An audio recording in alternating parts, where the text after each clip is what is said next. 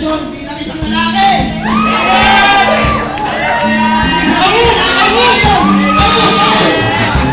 Happy birthday, Pastor. Audaw, inunahan ko ng mama mo. Maraming salamat. Iyak mo yan! Maraming salamat dahil ang laki ng nagagawa mo sa pamilya ko, lalo-lalo na sa mga anak ko.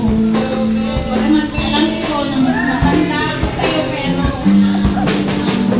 alam ko Pastor, na marami sa'yo.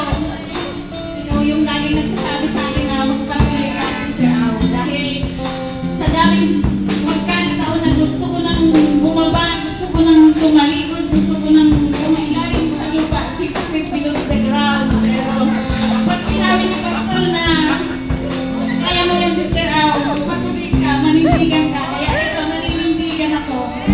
Maraming salamat tayo dun sa mga pangangaral mo, doon ako nagpapaaray, kaya nagkakaroon ako ng kalakasan muli. Yung mga aray mo, yung mga sinasabi mo napapaaray ako, doon ako natutulong. Kaya maraming salamat, happy birthday, maraming salamat sa inyong mag-asawa, pagpalain kayo. Amen! Ikaw na.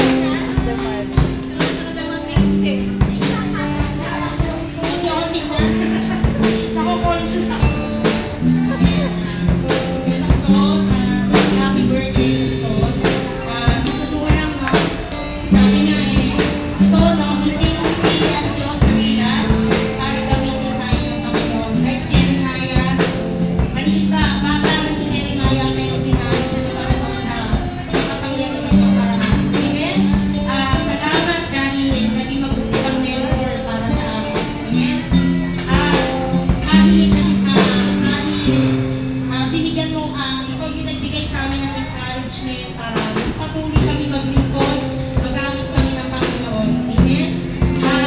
Nawa na mas marami pang kaarawan nito kasi sa kayo at gamitin sa kayong isdan ng mag-asawa na mas makapangyarihan ang pag-aaralan ng Panginoon. Amen? Yung plano at layunin ng Diyos, yun yung maganap sa inyo. Yun lang po ang God bless.